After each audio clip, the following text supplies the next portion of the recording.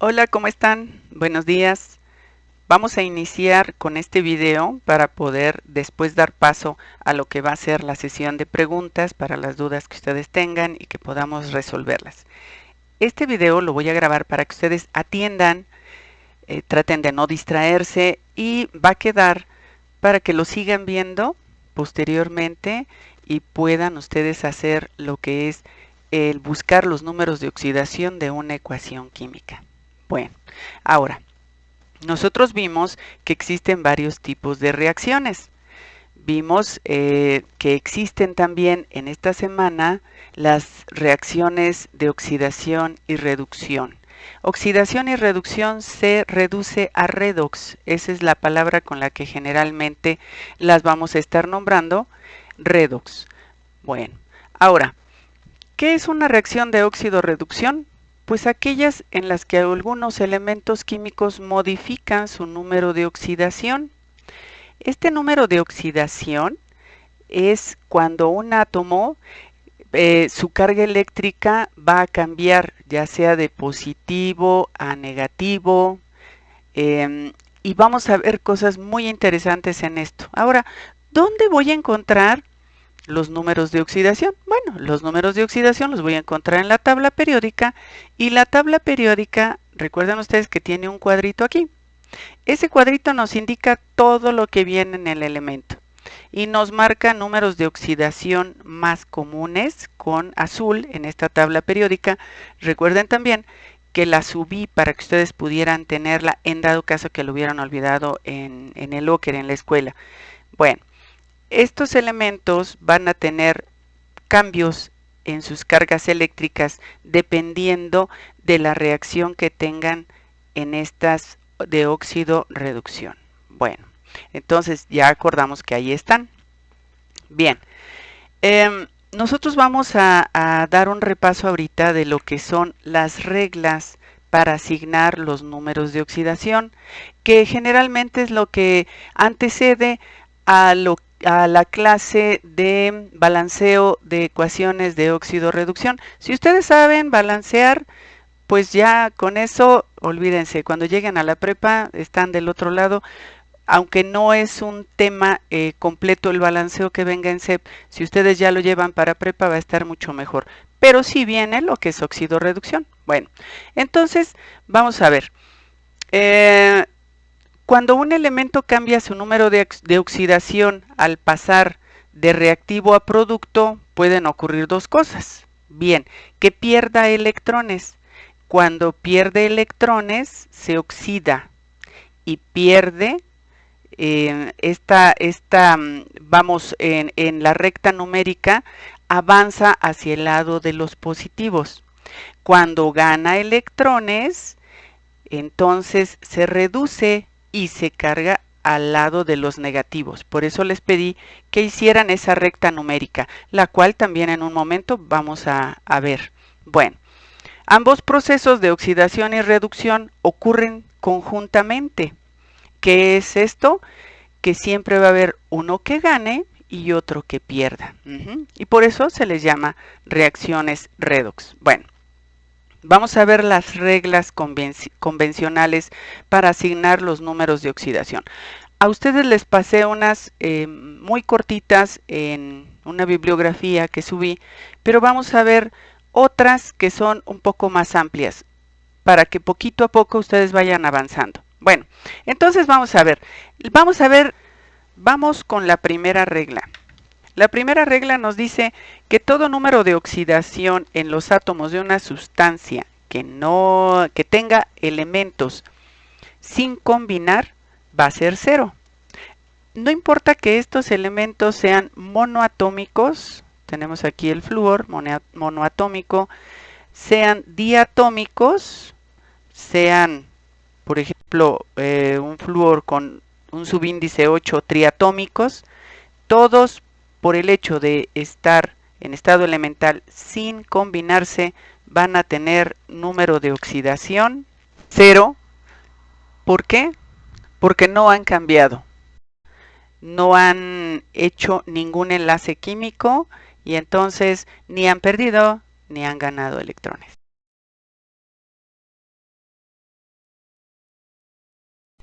La segunda nos dice, en los compuestos, el número de oxidación del flúor es siempre -1. En este caso, recuerden que el flúor es el elemento más electronegativo. Si tenemos un fluoruro de sodio, el flúor va a tener -1. Si tenemos acá un fluoruro de calcio, va a tener -1. Recuerden entonces, siempre el flúor va a tener número de oxidación -1.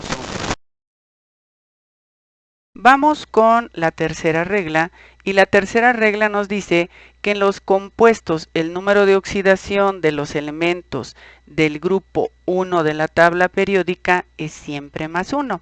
Ahora, regresemos un poquito a la tabla periódica y vamos a ver que en nuestra tabla periódica la familia 1 va a ser el litio, el sodio, el potasio, rubidio, cesio, francio. Y si ustedes se fijan en el número de oxidación, en todos presenta el 1. No le pusieron más, pero al no tener símbolo negativo, lógicamente es positivo, entonces es +1. Todos estos elementos van a tener número de oxidación +1. Si pueden ustedes ir viendo también su tabla periódica, pues es mucho mejor porque lo van comprobando. Ahora, unos ejemplos. Vamos a ver un cloruro de magnesio, NaCl, y entonces el cloro va a tener -1, pero el sodio va a tener siempre +1. Vamos a ver en un fluoruro de francio, FrF, y vamos a ver que el francio va a tener +1 y el flúor, como ya lo habíamos visto en la anterior regla, vamos a ver que tiene -1. Vamos a ver otro ejemplo, por ejemplo, un sulfato de potasio, K2S, el potasio va a tener +1. Vamos, esta es la tercera regla. Vamos con la cuarta regla. La cuarta que nos dice, en los compuestos el número de oxidación de los elementos del grupo número 2 de la tabla periódica va a ser siempre +2. Volvemos a nuestra tabla periódica, localizamos que son los metales alcalino-térreos, la familia número 2 que está aquí, y vamos a ver que todos tienen 2, 2, 2, 2, 2 y 2 en su número de oxidación. Entonces, todo compuesto que se forme, que recuerden ustedes que se forman mucho entre lo que son los halógenos de la familia 17 y las familias 1 y 2, estas dos familias, bueno, siempre van a tener la primera 1 y la segunda 2 como número de oxidación. Vamos a hacer, por ejemplo, un cloruro de magnesio, el magnesio siempre va a tener +2. Un bromuro de calcio, el calcio siempre va a tener +2, por decir algunos ejemplos. Vamos a anotar otros aquí. Y entonces vamos a ver que si nosotros tenemos un fluoruro de bario, BaF subíndice 2, el bario va a tener siempre +2 y el flúor, ya recuerden ustedes que siempre va a tener -1. Aquí ya nos estamos adelantando un poquito y ya vamos viendo sobre los dos elementos. Vamos a ver otro compuesto, un selenio con calcio, CaSe, y el calcio va a tener +2. Tenemos aquí un yoduro de estroncio, Sr, y subíndice 2, y este va a tener +2. Entonces, hasta aquí llevamos 4 de nuestras reglas convencionales. Vamos a ver ahora la quinta, la número 5, y tenemos que nos dice que en los compuestos el hidrógeno tiene un número de oxidación +1, generalmente, ¿sí? +1. Pero va a existir algunos casos que se llaman hidruros donde tiene -1. Bueno, entonces repito, en algunos tiene +1, que es en la mayoría, y en los hidruros tiene -1. Vamos a ver algunos compuestos, primero de los que nos podemos encontrar normalmente, por ejemplo, un ácido fluorhídrico, el flúor, recuerden ustedes que tiene -1, pero el hidrógeno va a tener +1. y este va a tener menos 1. Vamos con otro más complejo, un ácido sulfúrico, H2SO4, donde el hidrógeno va a ir con más 1, y ahorita al final vamos a ver en estos compuestos que tienen 3 elementos cómo se les asigna. Vamos a ver, por ejemplo, un H2PO4, igual, aquí lo vamos a tener con más 1. Ahora, ¿cuáles son los hidruros? Estos compuestos hidruros es donde el oxígeno aparece siempre al final de la fórmula molecular. No hay que confundirnos con otros que llevan oxígeno. Estos no llevan oxígeno, únicamente llevan el hidrógeno y otro elemento. Por ejemplo, hidruro de fósforo. Tenemos el hidruro de nitrógeno. Y tenemos el hidruro de litio. Y entonces vamos a ver que en este caso sí va a ser menos 1. Aquí vamos a poner menos 1 y menos 1. Este es el caso del hidrógeno. Bueno, ahora vamos con la número 6, que nos dice que en los compuestos con oxígeno, el número de oxidación para este elemento generalmente es menos 2. Y eso muy generalmente. Pero en los peróxidos va a tener número de oxidación menos 1. Y hay un caso muy especial en el óxido de flúor.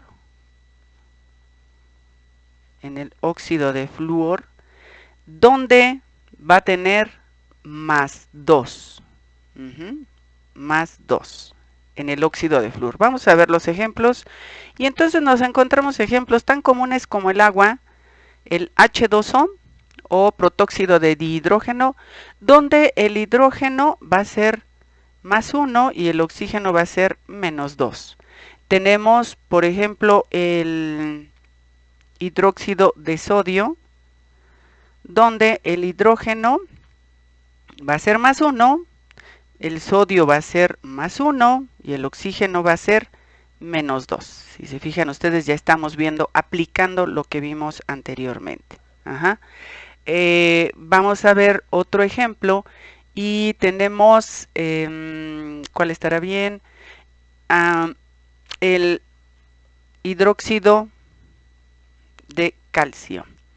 Ahora sí, vean ustedes que aquí va al final el hidrógeno, pero lleva un oxígeno.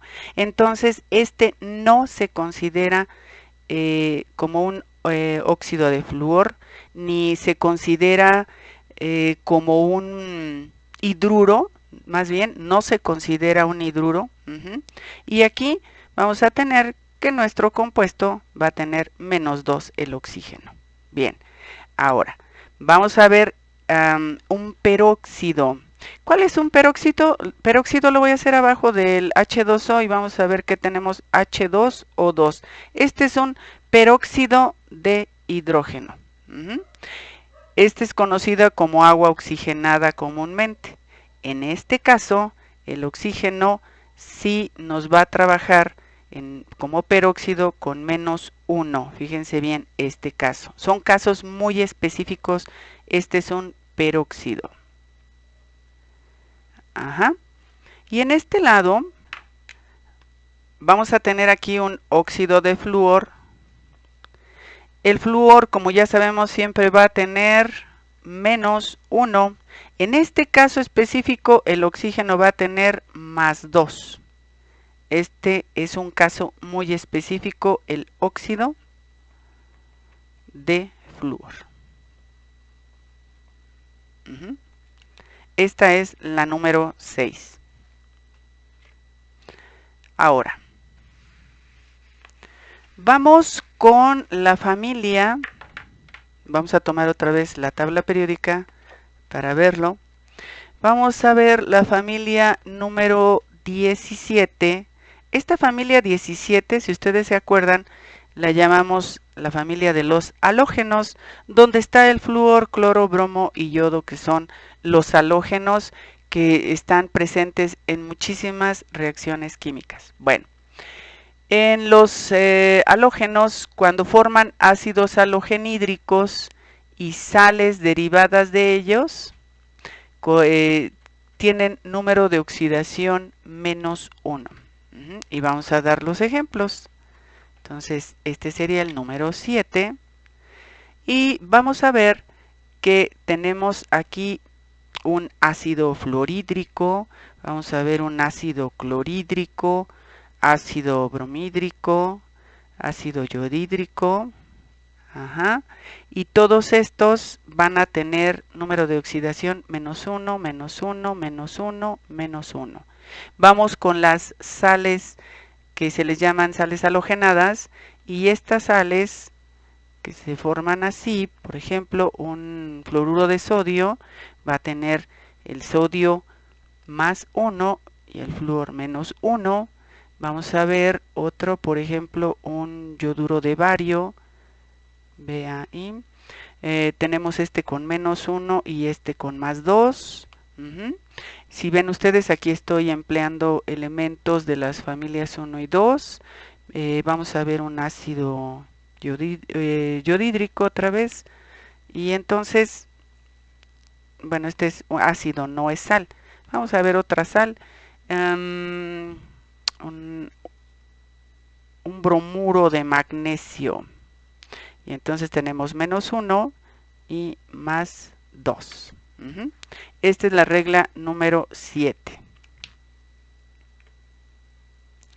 Bueno, vamos a ver la regla número 8, que nos dice: para determinar los números de oxidación de los elementos en los compuestos terciarios, se procede a asignar el dato a los átomos cuyas reglas ya nosotros tenemos bien conocidas y establecidas, y a la suma de sus cargas, que nos deben dar 0, asignamos el del elemento que nos falta. Vamos a ver un ejemplo.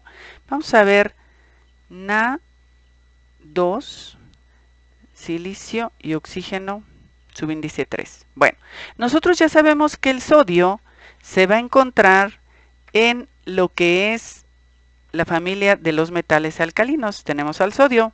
Todos estos, recuerden ustedes que tienen número de oxidación 1. Entonces vamos a poner número de oxidación 1. Y el oxígeno, ya sabemos nosotros que generalmente tiene -2. Y ya sabemos las excepciones. Entonces, vamos a ver. Tenemos al sodio y le vamos a poner +1. Tenemos el oxígeno y le vamos a poner -2. Ahora, ¿cómo vamos a asignar este? Probablemente este silicio pueda tener 2, 3, hasta 4 números de oxidación. Vamos a buscarlo y efectivamente tiene números de oxidación 2 y 4. Nos marca que el más común es el 4. Vamos a ver por qué nos dice que el más común es el 4.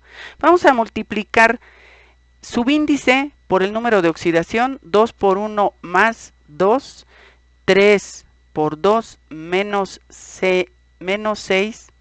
Y entonces vemos que para que aquí me dé una suma a 0, yo necesito un 4 más 4. Y entonces ahora sí, bajo, +2 más +4 igual a +6, más -6 igual a 0. Esto es que tienen que estar en 0 las cargas. Tanto tienen que estar las cargas positivas como negativas equilibradas. Vamos a hacer otro ejemplo. Vamos a ver, por ejemplo, un cloruro de aluminio,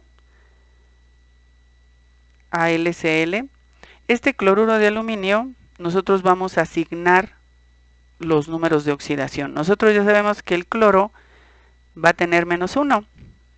Vamos a nuestra tabla periódica, localizamos el aluminio y en el aluminio nos dice aquí que tiene número de oxidación 3. Entonces ponemos 3. Y ahora vamos a bajar los números para hacer la comprobación.